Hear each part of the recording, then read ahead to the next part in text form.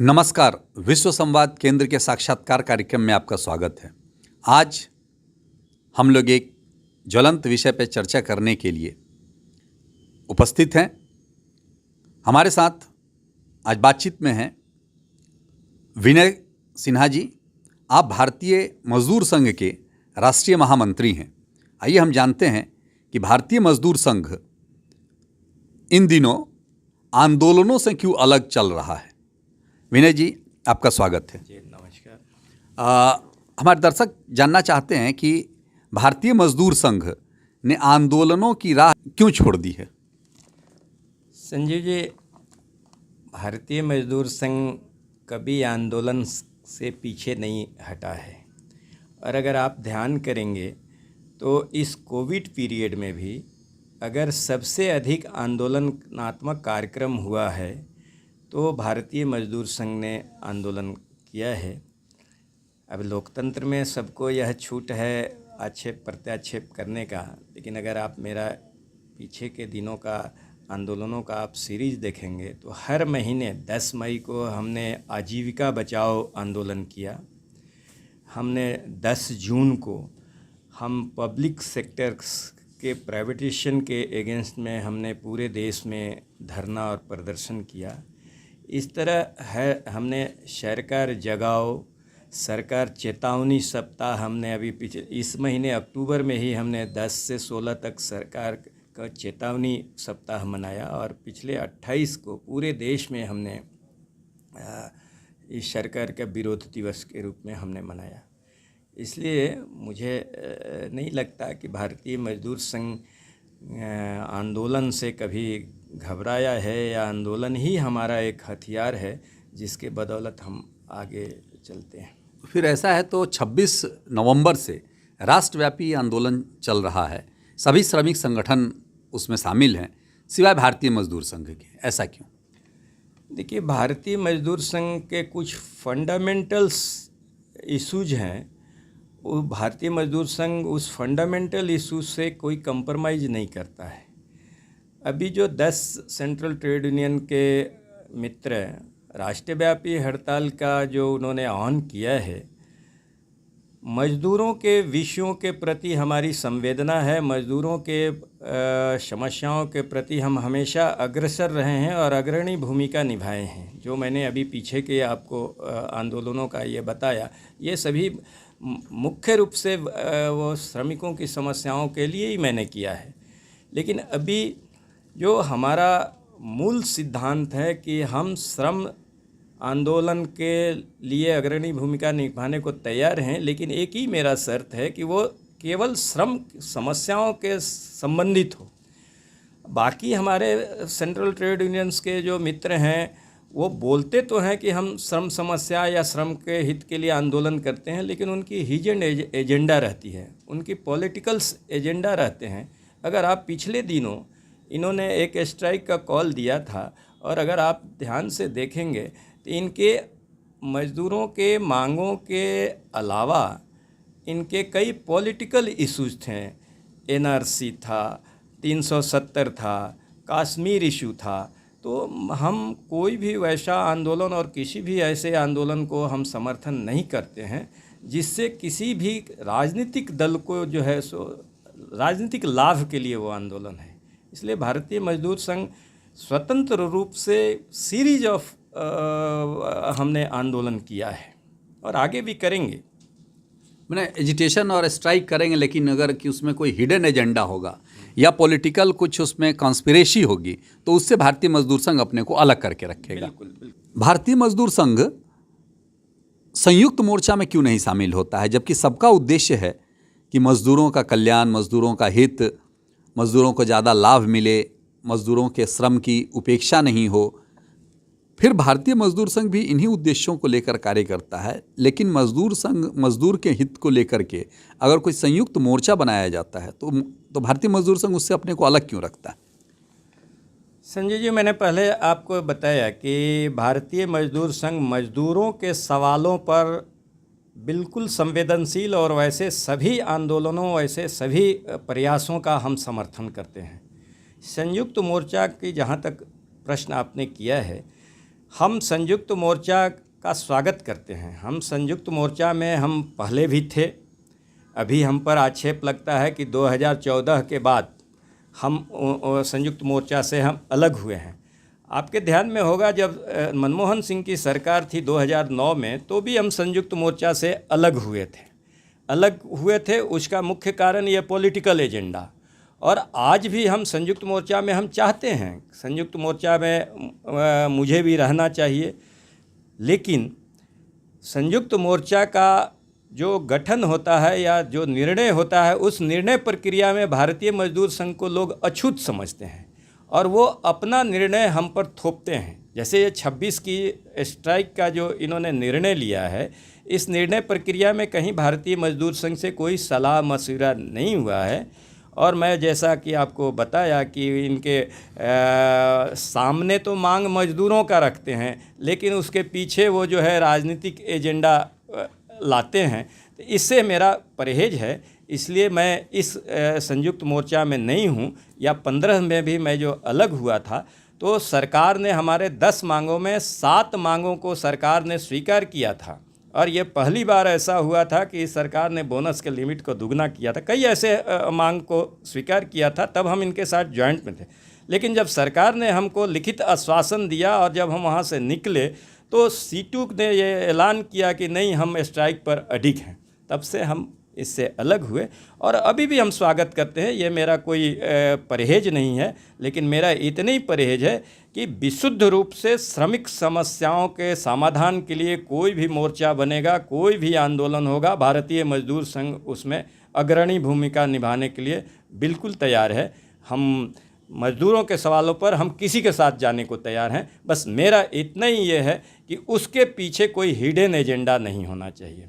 अच्छा, चलते चलते एक सवाल और, बड़ा इन दिनों लॉकडाउन के समय में काफ़ी ये सवाल सबके जेहन में कौंध रहा था और एक मुद्दा बड़ा सामने आया था प्रवासी मजदूरों का। और मजदूरों का है तो स्वाभाविक रूप से ये इसमें मजदूर संघ को इसके प्रति संवेदनशीलता दिखानी चाहिए। लॉकडाउन के समय ऐसे मजदूरों के लिए भारतीय मजदूर संघ ने कोई काम किया था क्या?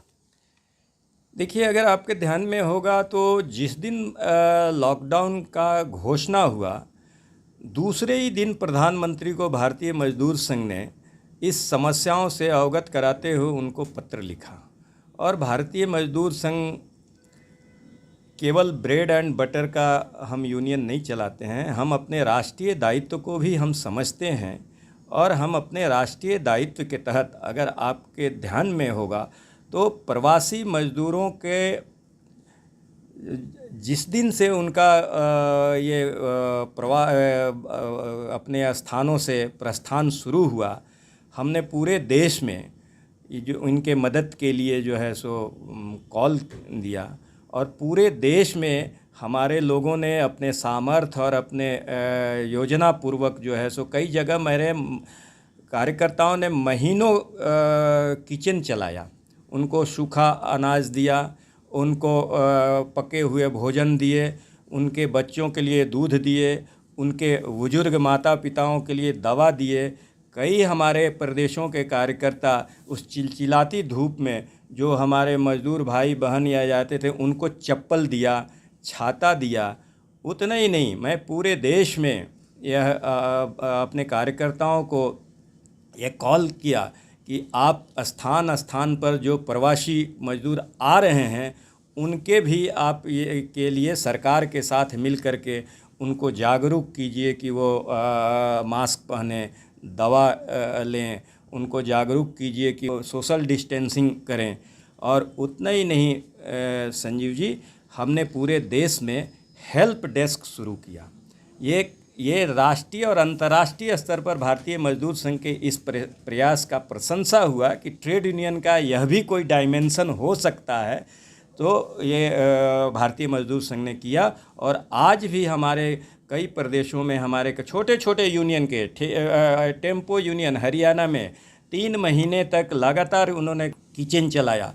वेस्ट बंगाल में हमारे कार्यकर्ताओं ने कितना सूखा अनाज, आपके बिहार में कई जगह हमारे कार्यकर्ताओं ने जो है सो नालंदा है, मोतिहारी है, ऐसे जगहों पर हमारे कार्यकर्ताओं ने उनको भोजन सामग्री बांटने का, आर्थिक सहयोग करने का, सरकार के जो स्कीम्स आए हैं, सरकार के जो स्कीम थे कि उनको मुफ्त में अनाज मिलना चाहिए, उनको कार्ड नहीं है तो कार्ड बनवाना, उनके खाता नहीं है तो खाता खुलवाना, ऐसा भारतीय मजदूर संघ के हमारे कार्यकर्ता पूरे देश में सक्रिय भूमिका निभाए।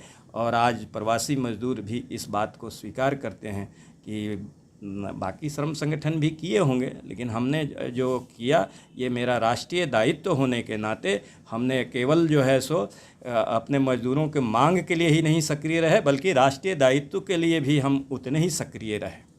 बिल्कुल, भारतीय मजदूर संघ जो कहती है कि एजिटेशन और स्ट्राइक ही नहीं बल्कि सर्विस भी होना चाहिए, और इनका पहला नारा जो है देश के हित में करेंगे काम, काम के लेंगे पूरे दाम, तो देश हित सर्वोपरि है। शायद इसीलिए ये संगठन सबसे पहले उसका ख्याल करता है। बिल्कुल बिल्कुल, हम राष्ट्र को सामने रख करके हम कोई भी निर्णय लेते हैं, और जो सरकारें कई बार हम पर आक्षेप लगती हैं कि हम किसी खास सरकार के कारण हम आंदोलन में नहीं, या किसी खास सरकार के से हम प्रभावित होते हैं। हमारी लोकतांत्रिक तरीके से चुनी हुई सभी सरकारें हमारी सरकार है, और मैं यह मानता हूं कि ये मजदूरों का काम सरकार के अच्छे निर्णयों का सहयोग करना चाहिए। तो जो कोई भी सरकार रही है, मजदूरों के हित में अगर निर्णय किया है तो उसका हमने स्वागत किया है। कोई भी सरकार अगर मजदूरों के विपरीत कोई निर्णय लिया है उसका मुखर विरोध किया है। और ये आज की नहीं, इसके पीछे की भी जो सरकारें थीं उन सरकारों में भी हमारी यह भूमिका थी, वर्तमान सरकार के साथ भी हमारी यही भूमिका है। इसलिए हम अपने राष्ट्रीय दायित्व से कभी कोई कंप्रोमाइज़ नहीं करते हैं।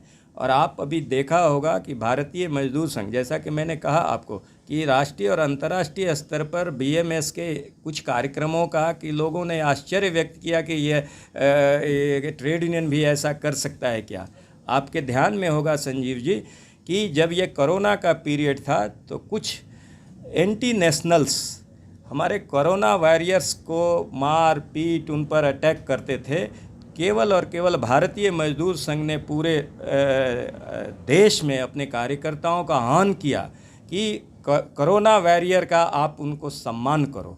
जब हम जाते थे पुलिस वालों को फूल माला देने, उनको आश्चर्य होता था कि हमको तो सब गाली देते हैं, हमको सब मारते हैं, ये कौन सा संगठन है जो हमको सम्मान कर रहा है। हमने डॉक्टरों को, हम नर्सों को, या जो उस कोरोना पीरियड में जितने भी हमारे लोग कोरोना वॉरियर्स के रूप में अपने जीवन को दांव पर लगा कर किए, उनको हमने सम्मानित किया।